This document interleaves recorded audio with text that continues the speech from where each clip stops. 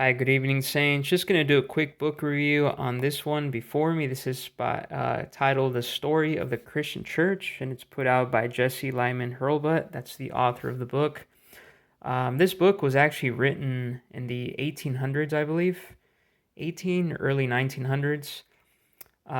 It's a concise, rapid overview, according to the author's own words, of church history. It's a one-volume compact church history book, and he covers through church 6 periods in church history: the apostolic, persecuted church, the imperial church, the medieval church, the Reformed church, and the modern church. And this book is put out by Zondervan, and they put it out on hardcover. And as you can see, for one volume, that's actually not very thick at all. It's pretty concise, and I'm just gonna quickly read through the back of the book so you get a gist of what the book is about.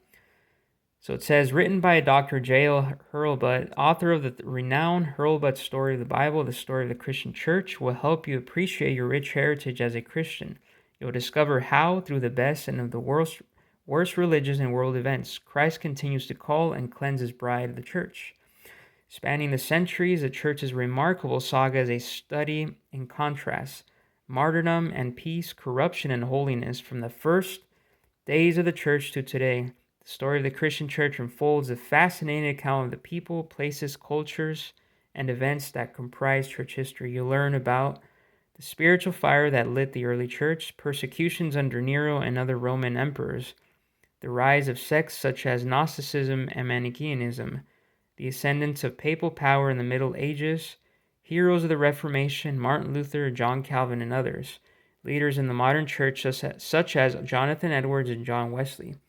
This book is a unique format, not only gives you the interest and depth of a narrative account, but also provides an outline with scripture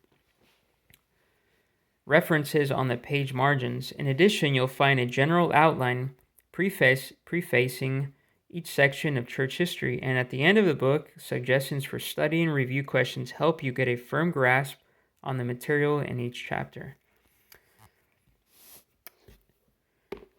It is definitely a good overview, I would say a rapid overview on the author's own words of church history.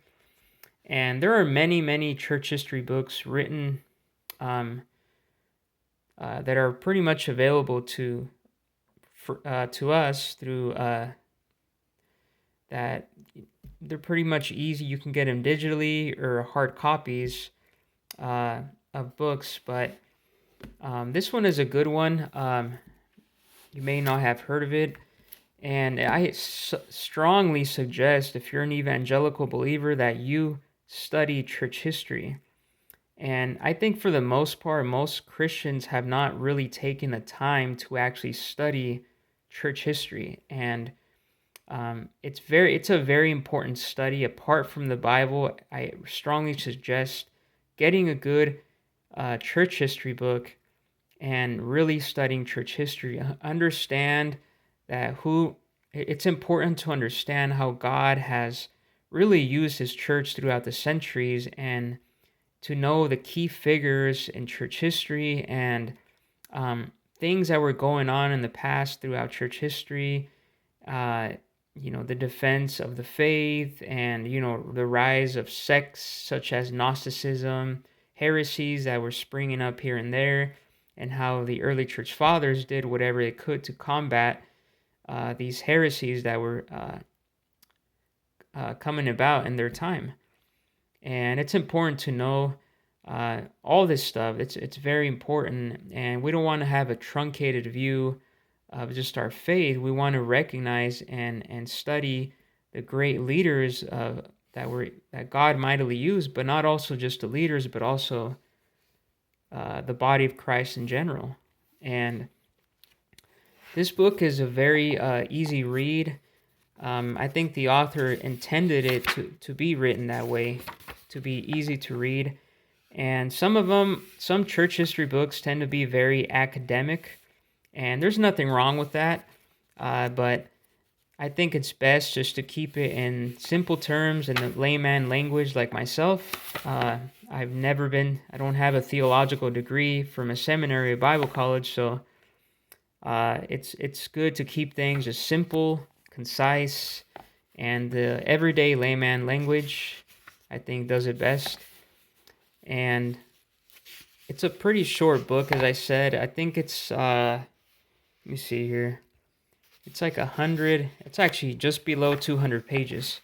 So you're getting a material of below 200 pages. And as I said in the beginning, he covers through 6 periods of church history. If you want to pause, there they are. He gives you the type of church, or I should say the period within church history, and he gives you the date there that he covers. And there's the chapters. There's a total of, let me see here. There's a total of 25 chapters. You have an appendix section with review questions and then an index. So you can search up the material that you want to study specifically. And the cool thing I thought about what this author did, something you don't really see in other church history books, and before each chapter, before he gets into each chapter, he gives you a general outline of the specific church period you're about to read. So he gives you a general outline of the chapters. This one is the very first one, so it's from chapters 1 through 5. And then here he gives you the outline, and then he gives you another outline of the first church period that he covers. So the first general period, the apostolic period, and then he gives you some dates there, so when it started and when it ended. You have the Pentecostal church, and then he gives you another outline of what he's going to pretty much cover in the chapter and talk about and document. So you get an outline in the very, very beginning. And then he also gives you pages, at the end, very end, he gives you works for further study. So he's giving the student of church history further study books so that person can check out the other books that he recommends. And keep in mind that this book was written in the 1800s, I believe late 1800s, maybe early 1900s. So some of these books may no longer actually be available today. Sorry, excuse me.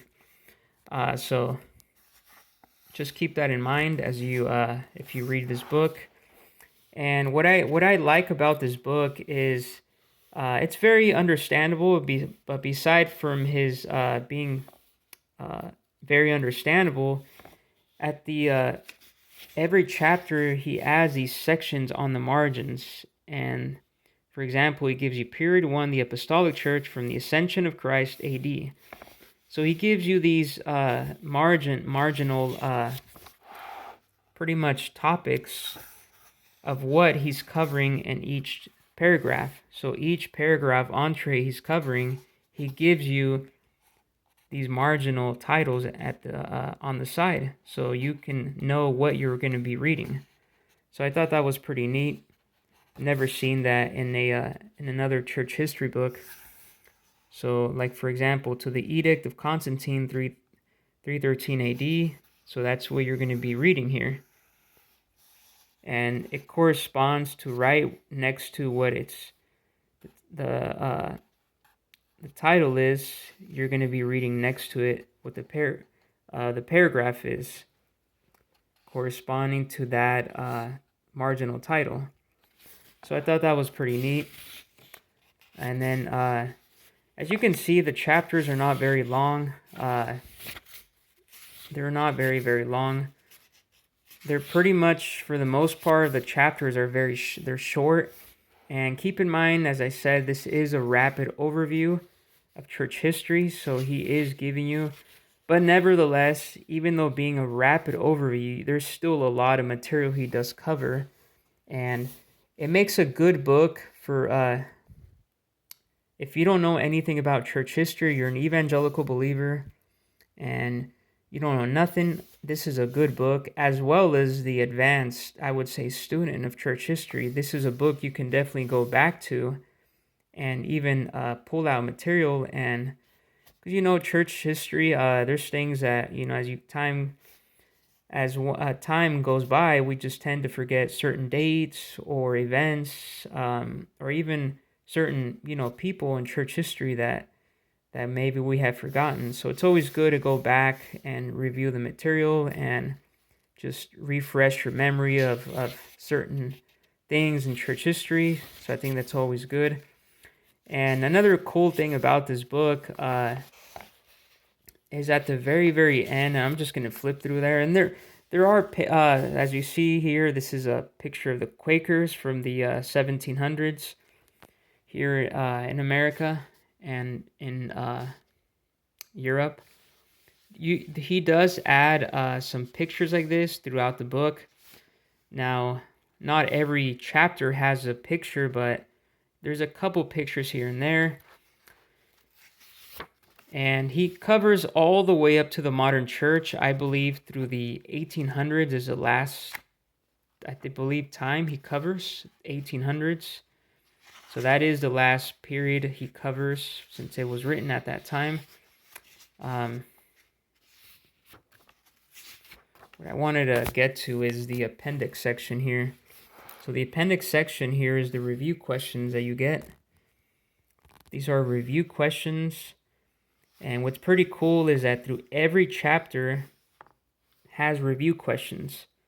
So whenever you're reading, let's say you read chapter 1 and you finish it, you can go back to the appendix section under review questions and you can pretty much study what you put to test what you just read through studying it.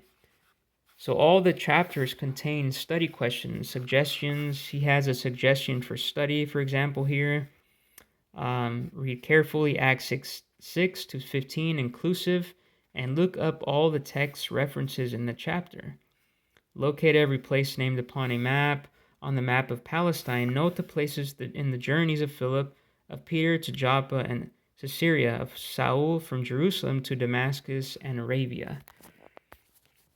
So as you can see, he gives you some suggestions, and whatever you read in the chapter, you can always go back here and put it to the test. That way it helps you memorize what you read in church history and put it to the test. And this is a phenomenal book, even to teach Sunday school. If you're a Sunday school teacher, this is a phenomenal book for your church. You can go through this material of this book. A phenomenal book to do a study on church history. And this is a great book even to study as a group, as well as personal, individual, private study. A phenomenal book. You can always go back to the appendix section and pretty much put to the test to study what you just read in the chapters. So it makes a great book for all three: personal study, group study, as well as Sunday school study. And I would highly suggest that you buy this book. It's phenomenal.